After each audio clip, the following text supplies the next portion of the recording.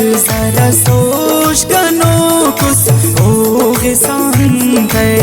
हुस्तु करक जरा सोच कनो कुछ होगे सांते तम पे सनी सिदान हो दे तो नन गोवान ही देनी अल पैसा पासा उड़ा नन कान गर्दा करोर में नोश कनो कुछ होगे सांते हुस्तु करक जरा सोच कनो कुछ होगे सांते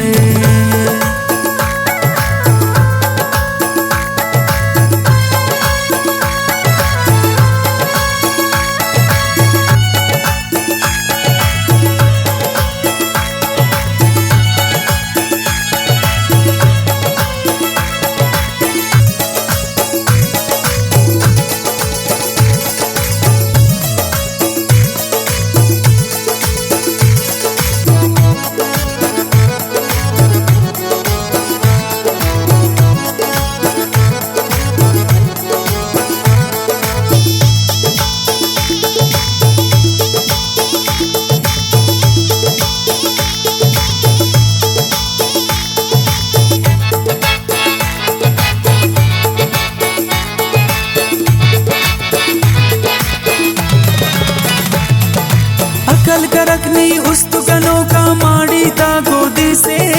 नी उस मिश्ता नी उस इस्ता का फनो तो परी से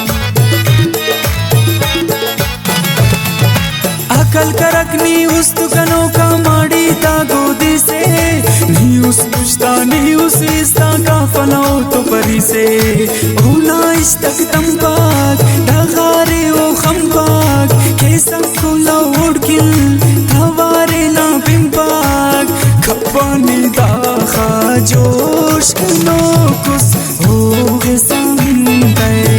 उसको करक जरा सोच कनो कुछ होगे सांते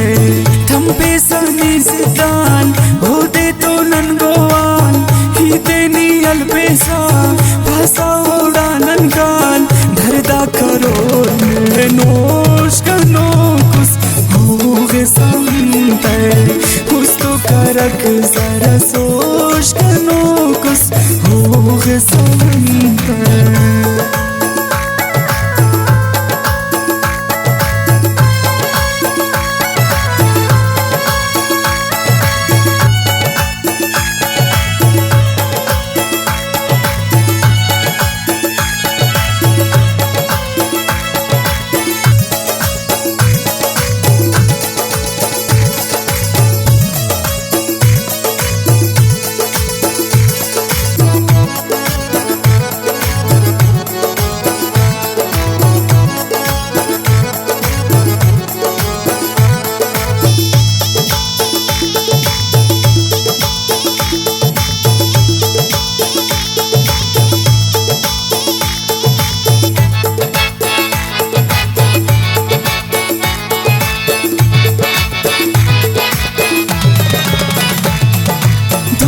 बुर्जा के सते ना हंते नी दुन पासा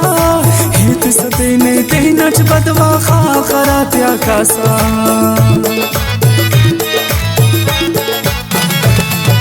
दूते बुर्जा के सते ना हंते दुन पासा हित सते ने ते नच बदवा खा खरा त्या कासा हमको ना कचल नी तो की को अटकल धासा करक नी चुपू मरते तो ते नटचल धासानी मर खामोश कनो कुछ होगे सांते उसको करक जरा सोच कनो कुछ होगे सांते थम पे सनी सिदान हो दे तो नन गोवान ही देनी अल पैसा भाषा उड़ा नन कान धरदा करो नोश कनो कुछ होगे सांते उसको करक जरा सोच कनो कुछ होगे सांते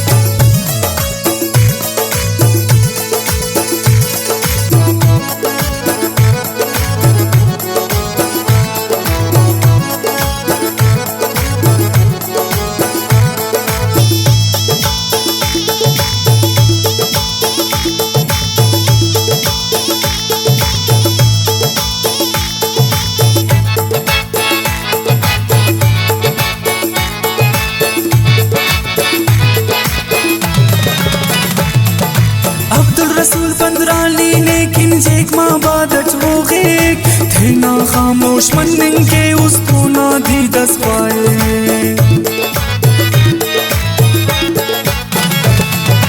अब्दुल रसूल पंद्राली लेकिन जेक माँ बादच वो गेक थे ना खामोश मन के उस तो ना दी दस पाए होड़ाई हैरानोच पासे परेशानोच के वक हमर उस्ते सोची तमानोच खमता हरे दा गौश कनो कुस हो गे संगीते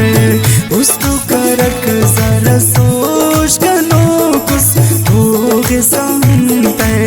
थम पे सनी सिद्धान होते तो नन गोवान ही तेनी अलपेसा भाषा ओड़ा ननकान धरदा करो में नोश कनो कुस हो गे संगीते उस तो करक जरा सोच कनो